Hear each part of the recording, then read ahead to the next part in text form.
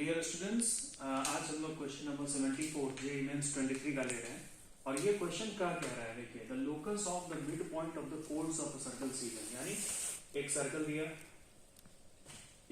दिया हमारे पास C1, ठीक। इसका जो कोड है, मान लीजिए कोड है इसका, वो कोड क्या कर रहा था, locus of the mid point of the course of the circle. हाँ, ये कोड मान लीजिए कि सेंटर पे एक एंगल सबटेंड कर रहा है थीटा।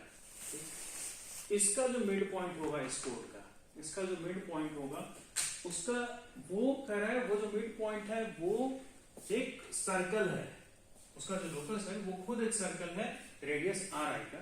तो फिर कंडीशंस दिया हुआ है, यानी पहला सर्कल R1 का जो रेडियस होगा, पहले सर्कल का रेडियस, फिर R2 और R3, और फिर हमसे θ2 पूछ रहा है।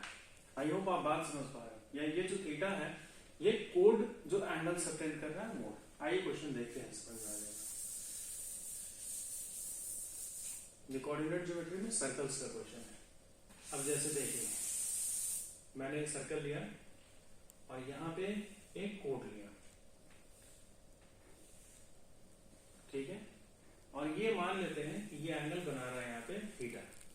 यहां से एक परपेंडिकुलर ड्रॉप किए, ये बन गया θ/2, ये बन गया θ/2। ये क्या होगा, लेंथ, सर्कल का सेंटर है 4,5 और रेडियस दिया हुआ है हमारे पास 4,5 और रेडियस दिया हुआ है हमारे पास 2। देखिए इसका रेडियस 2 होगा। आई होप आप लोग जान रहे हो सर्कल का जो इक्वेशन होता है स्टैंडर्ड फॉर्म, यानी x minus alpha whole square plus y minus beta whole square is equal to r square, वो वाला फॉर्मेट है। तो ये चीज हो गया। अब हमको निकालना है क्या, देखिए ये O है, ये P है, ये A है, ये B है। मुझे क्या चाहिए, मुझे चाहिए OP। क्यों चाहिए मुझे OP? क्योंकि ये खुद एक सर्कल फॉर्म कर रहा है। देखिए मैं बताता हूं आपको, ये खुद एक सर्कल फॉर्म कर रहा है। ये चीज, ये सर्कल दिख नहीं रहा है लेकिन ये सर्कल फॉर्म कर रहा है। यहां लिखा हुआ है कि the locus of the mid points of the code. Mid point of the code क्या है, ये जो एंगल थीटा सबटेंड कर रहा है वो लोकस खुद एक सर्कल है रेडियस RI का। तो ये रेडियस होगा यहाँ पे, ठीक है, ये रेडियस होगा, इसको निकालना है। तो ये कैसे निकलेगा, इस ट्रायंगल में देखिए ये 2, ये θ/2 और ये वाला लेंथ। तो कैसे आएगा ये, cos θ/2 is equal to base upon hypotenuse, ये OP अपॉन 2। तो यहां से हम क्या लिख सकते हैं, यहां से हम लिख सकते हैं कि therefore OP is equal to 2 cos θ/2, ठीक है। तो हमें रेडियस मिल गया थीटा के टर्म्स में। अब मैं जरा इसे डिलीट करता हूं इस इमेज को, इसे डिलीट करता हूं, इसे थोड़ा छोटा करता हूं।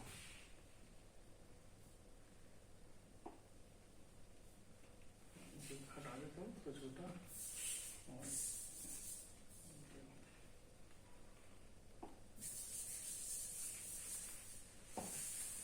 तो देखिए हमारे पास जो रेडियस आया था वो क्या आया था, यानी R is equal to 2 cos θ/2। अब अगर मैं फर्स्ट वैसे रेडियस का बात करूं तो फर्स्ट दिया हुआ है θ/π/3 एंगल। तो R1 जो होगा, R1 वो होगा 2 cos π/3 डिवाइड बाई 2, यानी π/6। अब 2 cos π/6 मतलब 2 इंटू cos π/6 क्या होगा, √3/2। तो यहां से आया R1 इक्वल टू √3। अब देखिए R2 हमारे पास पता नहीं है, तो R2 को हम सीधा लिखते हैं, R2 is equal to 2 cos θ2/2।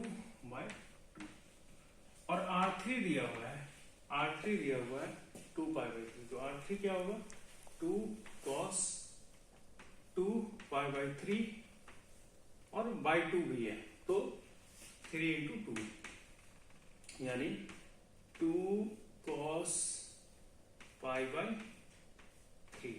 तो π/3 क्या होगा, 1/2 और ये आ गया 1, ठीक है।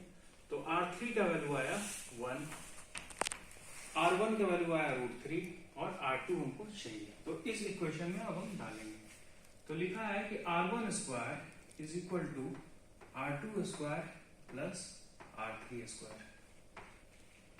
ठीक है, तो R1 स्क्वायर की जगह √3 का whole square plus is equal to R2 square की जगह क्या होगा 2 cos, क्या है यहाँ पे देखिए क्या है R2 का 2 cos π/2/2, तो यहां से आ जाएगा 4 cos स्क्वायर θ2/2, सॉरी π/2 में बोल गया θ2, और प्लस R3 स्क्वायर, R3 क्या है 1, तो 1। क्या हम लोग अब यहां से θ2 का वैल्यू निकाल सकते हैं? बिल्कुल निकाल सकते हैं, बिल्कुल यहां से हम लोग निकाल सकते हैं।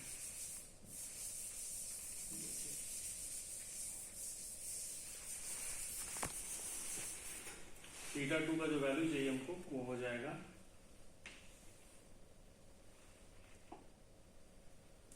3 इज इक्वल टू 3 माइनस 1 कर देते हैं, 2 is equal to 4 cos square θ2/2। तो यहां से हम लोग लिख सकते हैं cos square θ2/2 is equal to 1/2। Therefore cos θ2/2 is equal to 1/√2। Negative values हम नहीं ले रहे हैं क्योंकि सर्कल के अंदर का एंगल है, तो वो हम एक्यूट एंगल्स का बात कर रहे हैं बाय डिफॉल्ट, क्योंकि वो सेंटर पे जो सबटेंड हो रहा है। तो cos θ2/2 is equal to 1/√2।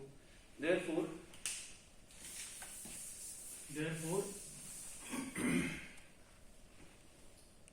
θ2/2 is equal to हो जाएगा क्या π/4, है ना, π/4। Therefore θ2 is equal to π/2। ये हमारा हो जाएगा आंसर। तो इसका जो सॉल्यूशन होगा वो देखिए π/2, ये 4th वाला हो जाएगा। ठीक है स्टूडेंट्स, तो आई होप ये क्लियर है आप लोगों का। Thank you.